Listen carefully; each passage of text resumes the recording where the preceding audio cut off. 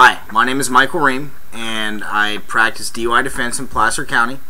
This video today is for those of you that are currently facing a DUI charge in Placer County, specifically a first offense DUI charge in Placer County. It should give you a helping hand and be useful as far as what you can expect. Now, this isn't a guarantee as to what's going to occur or anything to that extent. It's just for informational purposes only. It's based on my experience as a defense attorney practicing in that county. Now, first off, you should have been given a notice to appear, a white piece of paper, when you were released from the jail. That's going to tell you when your court date is and the time and whatnot. Your court is more than likely going to be held in Department 33 at the Santucci Justice Center in Roseville, California. That's where all the DUI cases are handled, in that department. There's a couple of judges that primarily reside out in that department. Every once in a while you get some substitute judges coming in and whatnot, but basically there's two main judges out there, and they're both extremely fair, and they both will listen to the facts of the case before making a decision, and you're actually in good hands out there when it comes to the judges. Placer County has a reputation of being extremely conservative and being extremely harsh on defendants, but I can tell you, at least in Department 3, that the judges are fair, and they do have empathy for defendants, especially those with first offense DUIs, people who have never been in trouble before. That does come into play. But let's take it from the top. If you were just arrested, or you were just arrested within 10 days, here's what you need to do in Placer County, or any other county for that matter. You need to set a hearing with the California DMV, or you need to get an attorney to do it, one of the two. But either way, you have 10 days from the date of the arrest to set a hearing with the DMV. If you do not do that, the DMV is going to attempt to automatically take your license within 30 days of the arrest. Now, if the blood alcohol level is 0.08 or more, they're going to be successful in doing that. If it's below 0.08, then they will not do it. But more than likely, and it's not a guarantee or even certain, because I've seen a lot of times where it's not the case, if you were below 0.08, you probably wouldn't be watching this video, assuming there were no drugs involved or anything to that extent. So what you need to do is set a hearing. All you have to do is call the California DMV. The number to call is 916-227-2970. One more time, that's 916-227-2970.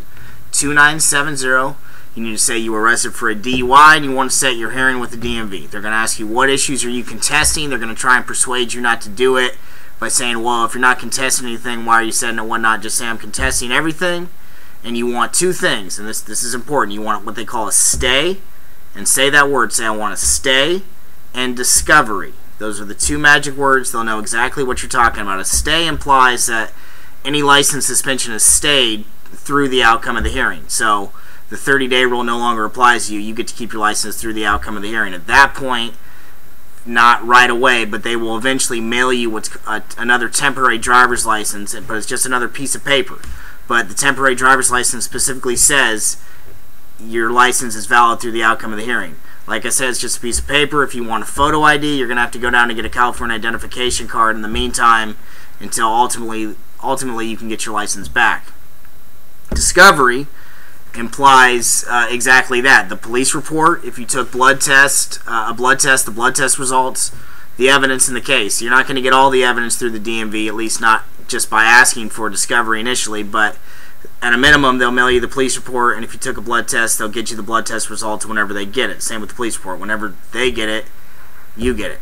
So, like I said, if you get an attorney, you hire me, you're not going to have an issue. That's going to be done. But if not, you need to do it on your own, especially if you're going to wait a while to save money to get an attorney, or you're going to wait to go to court to see what happens or whatnot. Set the hearing. After that, like I said, court's going to be in Department 33. Now, here's basically the normal penalties for a first offense DUI in Placer County, assuming it's just a DUI, it's not high blood alcohol, it's not above a 0.15 or anything to that extent. You're looking at, normally, you're looking at 2 days of what they call work project.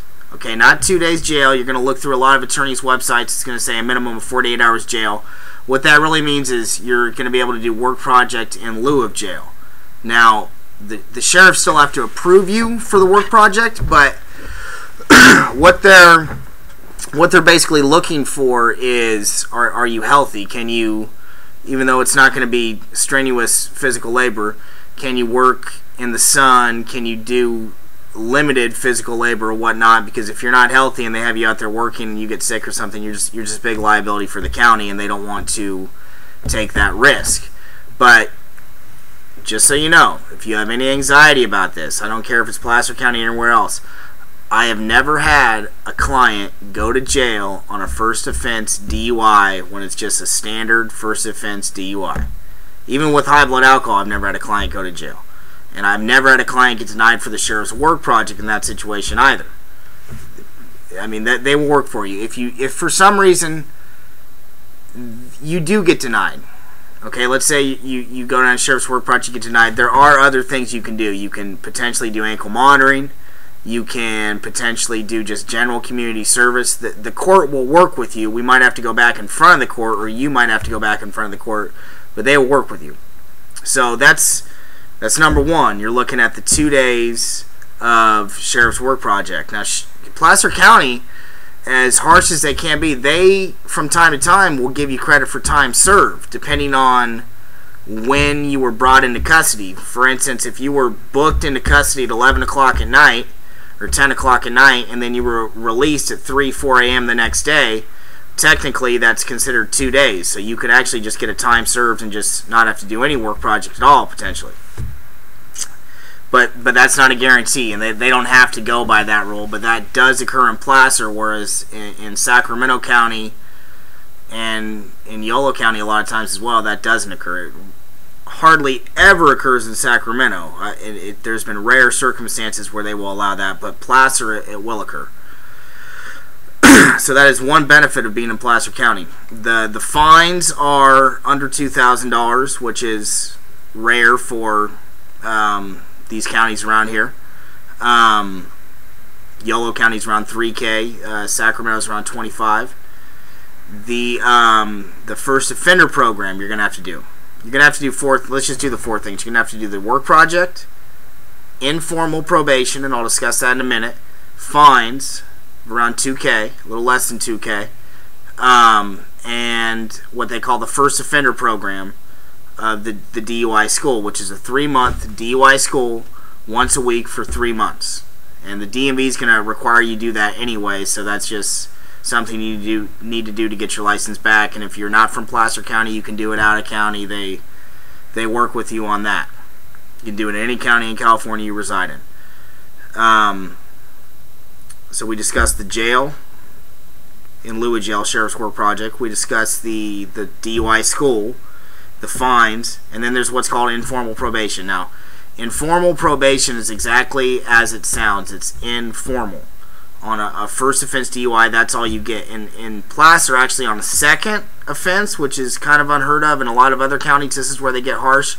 Many times the district attorney will ask for formal probation on a second DUI, which is where you actually have a probation officer and you have to get drug tested and check in on a regular basis and so forth. Informal probation on a first offense, none of that applies. There's just 4 terms. 1, obey all laws. It's just a catch-all provision. If you get some sort of infraction, speeding ticket, something to that extent, I've never heard of them violating anyone's probation for something like that. You're basically going to have to catch another misdemeanor case or higher case in order to get your probation violated for that specific term. Term number 2, you cannot refuse a chemical test, which I know is not an issue with most people. Term number 3, you're going to be on zero tolerance, which means you can't drive with any measurable amount of alcohol. Now, also, 3 years is the length for informal probation, so all these terms apply for 3 years in Placer County. And then finally, if you want a valid license for the next 3 years, the court's going to require you to maintain automobile insurance. Now, you're required to anyway, but they want you to have a certain kind called SR22, high-risk insurance. The DMV is going to want it as well. So, it really doesn't change much. It can drastically increase your premiums, especially if you have full coverage. If you don't have full coverage, then it's probably not going to go up that much. And if you have full coverage and you don't need it, you should probably get rid of it around this time. But an SR22 is just proof of high-risk automobile insurance, and it's going to be electronically on file with the DMV.